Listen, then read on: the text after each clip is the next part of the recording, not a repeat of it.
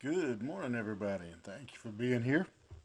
Go ahead and grab a Bible if you're able, for one handy, if you're not driving down the road, and join me as we continue our study of the book of Psalms. And this morning we'll be starting in the 144th Psalm, Psalm 144. And this psalm is Psalm of David, as it says.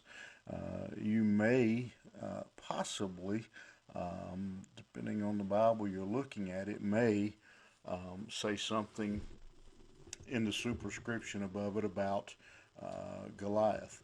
Um, but that that opinion, um, as we've studied the psalm over the years, have um, by and large have dropped that thought about the psalm. It does kind of mention some things that point toward Goliath, but actually, what the psalm appears to be is a companion to the 143rd psalm, where David prayed for God's deliverance, and now this psalm is a an answer that David had been delivered by God. He had been restored to the throne, and now he is writing this psalm as a psalm of praise and thanksgiving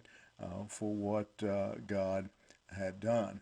And so this is just simply a good example of a psalm of praise that we can all learn from and learn as we learn to praise God in our life. Again, you see from the opening verse, it comes right out of, opens up immediately with God being praised, David putting his confidence and trust in the Lord. And so in verse 1, he says, "Blessed be the Lord, my strength, which teacheth my hands to war and my fingers to fight, my goodness and my fortress, my high tower and my deliverer, my shield and he in whom I trust, who subdueth my people under me." And again, obviously, you can see the nature of this psalm. He continues, "Lord, what is man that thou takest knowledge of him? Or the Son of Man that thou makest account of him? Man is like to vanity, his days are as a shadow that passes away." And again, it's just a song of praise. David acknowledging God as his helper, as the provider of his victory and his strength. He is praising God for getting him through the battle that he has just completed, and acknowledging and even, I think it's safe to say, a little bit bewildered by the fact that God would even pay him any attention, that God would deliver him. And so as we start here, just kind of pulling this apart in the first verse, he says, "Which teacheth my hands to war, my fingers to fight." In other words, David, you may not need to go to war, or drop what I said, forget the word David. Um, you may not need to go to war. You may not need to go to battle, but David did. And when David needed to go to battle, David needed to lead his people into battle or battle himself. God taught him how to be a great warrior. He gave David the skills and the abilities he needed to be victorious. You and I may not need those skills. We may not need to be great warriors, but what we do learn in that verse is that God does equip his people for the circumstance and the battles that they do find themselves in. Again, David needed to be a warrior. David needed to be a soldier. God equipped him.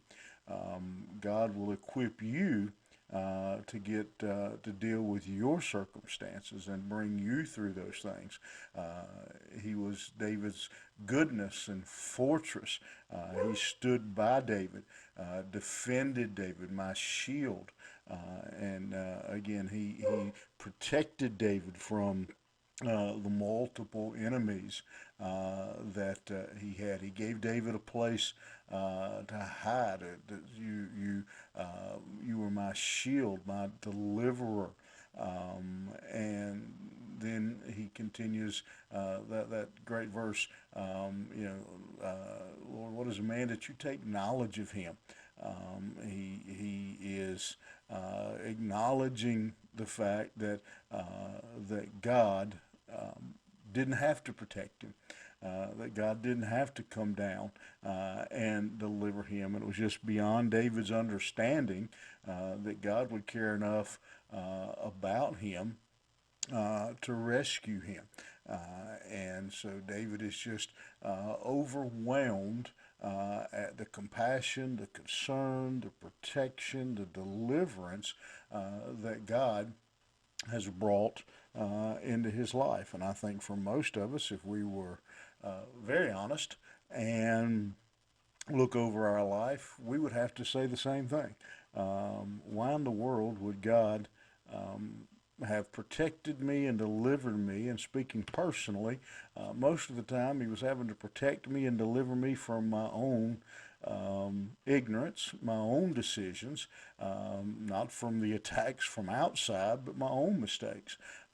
And yet he loved and cared for us enough that he would protect us and deliver us and give us the strength that we needed, that was required to deal with those circumstances in our life. And today, I don't know what you're going to be facing. I don't know what you're up against. Again, maybe, as I said, consequences of your own poor decisions. It may be the enemy. It may be others who are attacking. But remember this statement that David made, that the Lord takes knowledge of you, that he is aware and he is alert and watching you and is able to deliver you. You have a good day. Keep that thought in your mind. We'll see you back here tomorrow morning.